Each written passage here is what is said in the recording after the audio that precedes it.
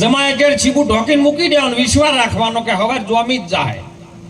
પણ જો કદાચ સીબુ આખી રાત આમ ખેંચે કે જોમીક નો જોમી, હવારે દૂધ સાસના કોમનું નારે, દૂધના કોમનું નારે.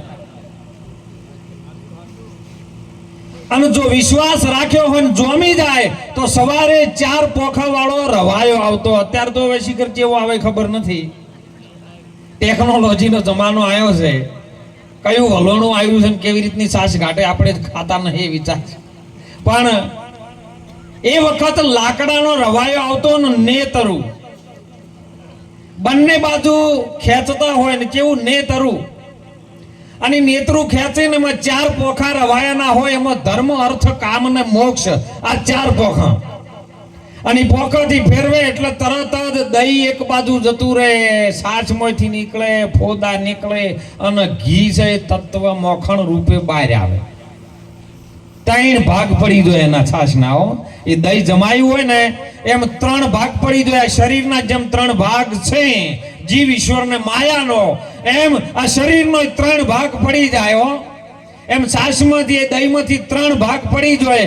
એક અડધા તળિયે જતા રહે, છાશ વચ્ચે વચ્ચે રહે, અને જે કૂણું થઈ જાય ને એ ઉપર આવી જાય. એમ મહાપુરુષો કહે છે કે ભારતની ભૂમિમાંથી આપણે ભારત માતાના એક સંતાન છીએ. પહેલા તો આપણે કૂણા બનવાનું છે. કૂણા બની જાઓ તો તૂટશો નહીં. હું તો એમ કહું, કૂણા બની જાઓ ને તો તૂટો ના, કેમ કે જેમ વાળું એ મીરું વળી જાય. અને જો અકળમાં રહ્યા તો બટકાઈ જાઓ. એટલે 3 ભાગ પડે, એમાં એક છાશનો ભાગ પડે. સાચ સંસાર પીવે, તળિયે જતા રહે ને, ગમે એટલા ગુરુ મહારાજો હાથે લઈને બરોબર ઉપર લાવે ને, એટલે ઘણી વાર ભજનમાં બેઠા એટલે બાપુ હરી હરી કંઠી બોચી 2 હરી, એક તૂટી તો એક ખરી, ગુરુ પેરાઈ કંઠી ચેલા જ્યાં વંટી. મેળ ના આવે, ઘણી વાર ઉપર આવે ને પાછા તળિયે જતા રહે.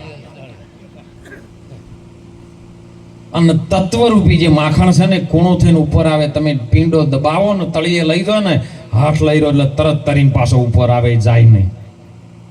અને તત્વને જ્યારે અગ્નિ સામે તપાડવામાં આવે ને, પરીક્ષા તો બધાની થાય. અગ્નિ સામે તપાડવામાં આવે એટલે એની અંદરથી થોડી ઘણી પણ ખટાશ હોય એ નીકળી જાય, દાજી જાય ને કેવલ ઘી રહે. પછી ઘી કોઈ નામ ના પડે. બધું તમે ભેળવી શકો પણ ઘી નીકળ્યા પછી ઘી પ્રાપ્ત થઈ ગયું, એ ઘી કોઈનામાં ભળે નહીં.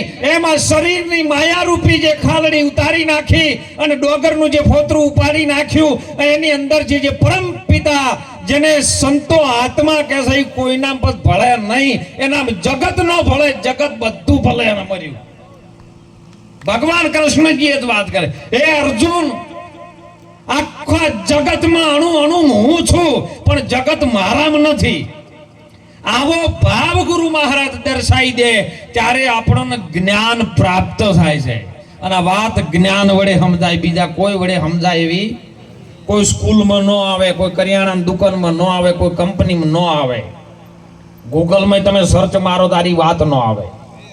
ગૂગલ વાળાને તો હું કહું છું કે તમે ગમે એટલું ગૂગલમાં લાવો, પણ આજે આપણી જનેતા છે ને, જેને આપણે 9 માસ વેદના વેઠી આ શરીરનું જ્યારે સંચાલન કર્યું ને, અને ગર્ભની અંદરથી 9 માસ ને 9 દિવસ જ્યારે પૂરા થયા અને 12 અવતરણ કર્યું ને, અને એ સમય 9 માસની અંદર જે પણ એને શરીરના શ્વાસે શ્વાસે તમારી રગમાં જે રોળ્યું છે ને, એ યુદ્ધ બહાર આવે, બીજું ન આવે.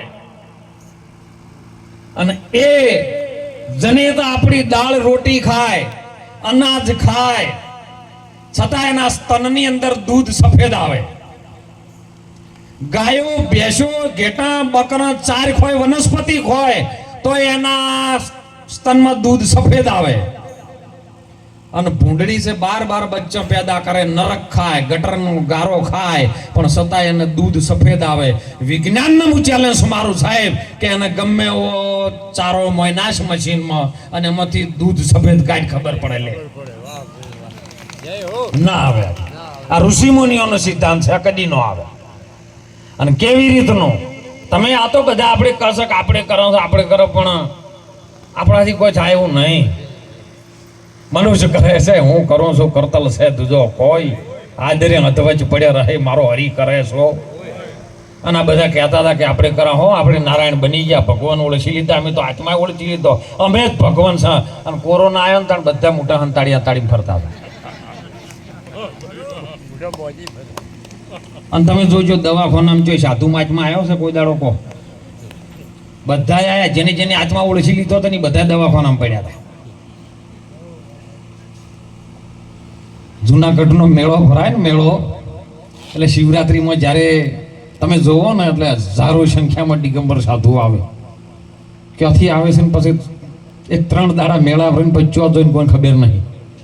એને ખબર છે કે આ છોકરા હાલ લડે છે, એને લડવા દો. ખરો સમય આવશે ને ધર્મનું જ્યારે રક્ષણ કરવું હોય છે ને તાણી ઈરાદ આવશે, બીજા કોઈ આવી શકે એમ નથી. ભલે આત્મા ઓળખી લીધો હોય, અને આત્મા હું તો કહું ઓળખાયો છે જ નહીં. આત્માની અંદર લીન થઈ જાઓ. નદી ગમે એટલી ગોડીથી હોય ને, નદીની અંદર પાણી ભરપૂર જતું હોય, પણ પાણી જ્યારે દરિયામાં સમાઈ જાય પછી એમ ન કહી શકે મેં દરિયાને ઓળખ્યો છે. આવી વાત ગુરુ મહારાજ આપણને આત્મામાં લીન કરી નાખે એટલે પરમાત્મા બની શકો તમે. પણ એની અંદર રહીને તમારે કાર્ય કરવાનું છે. કરાવી રહ્યો છે સદગુરુ મહારાજમાં દ્રષ્ટા સાક્ષી સ્વરૂપે આપણની વાત લઈને આવ્યો છે ને કરાવી રહ્યો છે એમ સમજીને કાર્ય કરો. આ કરતાની ભૂમિકા એમ જો તો કદાચ તમે ભૂમિમાં પગલું ભરો અને ડગલે ડગલે જેના યજ્ઞ ફળ હોય દુર્લભ એવા સંતને એ સતનો એ વચન જો સેવીને તમે કાર્ય કરો તો તમે આત્મા સ્વરૂપ બની શકો. ને કહેવાથી દાડો વળે એવો વીરા મારા વાતો કરે દાડા ના વળે, વીરા મારા હદમાં રહો તો હરી ના મળે. અને હદ મેલો તો હરીને પમાય. હદ શું છે? સંતોષ સાખીમાં કે મહાપુરુષો ઘણા ભક્તો કહે છે કે હદ ચલે સો વલિયાન બે હદ ચલે સો પીર, હદ દો હદ ઉનકે આગે ચલે ઉનકા નામ ફકીર. હદ એટલે તમારી આ બધી દુનિયા છે અને બે હદમાં શરીર છે સાહેબ. આ હદમાં અને ગંગા સતી એમાં પ્રમાણ આલ્યું પિંડ અને બ્રહ્માંડ. પિંડ અને બ્રહ્માંડ થી પર છે ગુરુજીનો દેશ. હાલો પાનભાઈ તમને બતાવું ત્યો દેશ ત્યો નથી માયાનો જરાય. ઈ વાત ઈ ભૂમિકા પર જો એટલે તમારે બોલવાનું નહીં હોતું. આ તો એક સ્ટેજ ન્યાચે આવીને શબ્દમાં વર્ણન કરી અને ગુરુ મહારાજનો મહિમા ગાવો પડે છે ન કે સજ્જંગ એ થાય એવું નથી એમ કહું. અને ઈ મહાપુરુષો છે મેરુ માથે મોલ રચ્યો. લખીરામ બાપુ બોલ્યા છો કરમણ સાહેબ જોડે જ્યાં ને પાત્ર ભજવતા હતા બધી રીતનું. જો આપણે ખોનપુરમાં આવવું હોય તો એડ્રેસ હોય કે ભાઈ અમુક જગ્યાએ ઓબલિયાહાણનો વાળો રોડ છે, સરવા થઈને આવવાનું છે, ધારપુરનો નાકવું પડે ને એટલે આવવાનું છે. ને અમુક જગ્યાએ જાજો એટલે વળંકમાં ભજન સત્સંગનો યોગ રાખ્યો. આવું એડ્રેસ હોય તો આપણે પરમાત્મા સુધી જવું હોય તો એડ્રેસ હોય કે ના હોય. એટલે લખીરામ બાપુએ કરમણ સાહેબને બતાવ્યું બાપુ તમે આ બધું કરો છો ને મેં આ તમારા ગુરુ મહારાજનું એડ્રેસ કેવી રીતનું. અને સાહેબ એડ્રેસ જેમ હતું એમ બતાવ્યું છે. તાત્કાલિક કોઈ અડધો કલાકમાં બોધ થઈ ગયો ને આત્મા ઓળખાઈ જાય વાત નહીં. ઓળખાયું ને જ્યારે પાત્ર લઈને આવ્યો કે બાપા આજની રાત કદાચ આ ગામની અંદર મને આ રીતનું પાત્ર ભજવવા દો. મારી બેન ગરીબ છે ને કદાચ આ કમાણી જે આવે આજ પાત્ર ભજવવામાં એ મારી બેનને કાપડામાં આપી દેવાની છે. અને સ્ટેજ ઉપર આવ્યો અને સાહેબ જે કાયમિક પાત્ર ભજવતો તો એ બધું ભૂલાઈ ગયું. તમારે છોડવું ન પડે, તમને સાચું સમજાય એટલે પેલું છૂટી જાય એમ. અને ત્યાં સ્ટેજ ઉપર આવીને કે નાયકે કીધું કે તમે પાત્ર ચાલુ કરો એટલે તરત જ એને ભજન ચાલુ કર્યું. કે શું કર્યું કે કોટિક બાણ મારા ગટ ભીતરે ઉજા અને ભૂમિકા મેં સકલી જોને ભાળી. શૂન્ય મંડળમાં મારો બિરાજે સાહેબો એ મારી ત્રિકુટીમાં લાગી ગઈ છે તાળી રે. બેની મને ભીતર સદગુરુ મળ્યા. વર્તાણી આજ મને આનંદની હેલી. કેવો નંદ? આનંદ. અને દ્વારકાની અંદર જો કે ગોકુળમાં જો કે જશોદાના ઘેર જો ઈ રચ્યો નંદ ઘેર આનંદ ભયો જય કનૈયા લાલ કી. કયો નંદ? તમારી અંદર જે પ્રગટ થાય છે એ આનંદ. અને આનંદ પ્રગટ થાય ને એટલે હોમે પરમાનંદ આવે, બીજો કોઈ ના આવે. અને એ વાત ગુરુ મહારાજનું એડ્રેસ આલ્યું કે શૂન્ય શિખર પર બિરાજે. શૂન્યનું શિખર હોય, શૂન્ય ઓતળું છે અને શૂન્ય ખંડિત નથી, શૂન્ય ખંડિત છે. શૂન્ય તમે કને કરો, આ નાભીમાં 7 શૂન્ય એવા છે. 7મા શૂન્ય ઉપર જો અને શૂન્યના શિખર ઉપર ચડો ને ત્યારે તમારા પરમાત્માની પ્રાપ્તિ. ત્યો કણ બોલી શબ્દ કોઈ નથી. ત્યો કણ તો મહાપુરુષો કહે છે કે હમ હે પંખી ઉન દેશ કે જહાં જાત વરણ કુળ કુછ નાઈ, દેહ મિલાવા શબ્દ મિલાવા હો રહા જો દેહ મિલાવા નહીં. એ કણ શબ્દ મિલાવો થઈ જાય, શબ્દ સુરતા ભેટી જાય ને એટલે પછી કોઈ રહેતું. એ તો સ્વયંવર સદગુરુજીના દેશમાં પછી ત્યો તો પરણે શબ્દને સુરતા. બીજું કોઈ જાય એવું નથી અને એ પછી જ્યાં પછી પાછું વળી નવાય એવું નથી. સમજણના ઘરમાં વાત આવવી જરૂરી છે સાહેબ. અને મહાપુરુષો રાત દિવસ પુકાર કરી કરીને કહે છે કે તમે આ યુગ આવ્યો છે, મનુષ્યનો અવતાર મળ્યો છે. આ યુગની અંદર મનુષ્ય અવતાર મળ્યા પછી જો કદાચ પરમાત્માની પ્રાપ્તિ કરી લો, તમે ઓળખી લો કે તમે કોણ છો. સુંદર હમણાં વાત આવી હતી કે તમે ક્યોથી આવ્યો ને તું કયો જવાનો. ભગવાન કૃષ્ણજી ગીતાજીમાં કહે છે કે અર્જુન હું આવતો નહીં, કે હું જાતો, હું જન્મતો નહીં, કે હું મરતો નથી. તો આપણે જવાની ચિંતા શું લેવા છે? કહો હે, ક્યાંથી આવ્યો છે એ ગોતવાની ચિંતા શું લેવા છે? જમશે એમ રથ ના ચાલે. હે, કબીર સાહેબે કીધું અંદર કહું તો હે નહીં ઓર બહાર કહું તો ગાલી, जैसा है वैसा रहे कहे कबीर विचारी. जम से एम સ્થિતિ સમજાઈ જાય તમારી. ઉપસ્થિતિ તો છે, સ્થિતિમાં આવે. અને સાહેબ પરિસ્થિતિ ગમે એવી આવે ને તોય જેને ગુરુ મહારાજનો વચન જો સેવેલો હોય ને તો એ ડગે નહીં, મેરું ડગે, જેને મન ન ડગે. પાનભાઈ ભલે ભાગી પડે બ્રહ્માંડ, વિપત્તિઓ આવે ને કદી ન વણસી જાય. સોહી જન હરી ભક્તિ કર્યા ન પ્રમાણ. અને વાત આપણા મહાપુરુષો સંતો સમજાઈ રહ્યા છે રાત દિવસ, જેમણે એક ઉજાગરાને જાગરણમાં પરિવર્તન કરવા માટે મહેનત કરી રહ્યા છે. અને વાત આપણા સુધી આવી છે, અનાદિની છે. આજકાલ કોઈની નવી ઊભી કરેલી વાત આરી છે. વાણી રે વાણી મારા સદગુરુજીની વાણી. આપણું આમાં કોઈ છે ને, આ તો કે ભાઈ ફલાણા મહારાજે વાણી બોલી. અને વાણીમાં શૈલ્ય શરણોમાં બધામાં એવું જ આવ્યું, દેજુ દેજુ અમને સંતોના ચરણોમાં. બોલો, કોઈને કીધું કે મને ફલાણા ભાના ચરણોમાં વાસ દેજો, દેવી દેવતાના ચરણોમાં વાસ દેજો, કોઈ કંપનીમાં વાસ દેજો, કોઈ ગામમાં વાસ દેજો કીધું?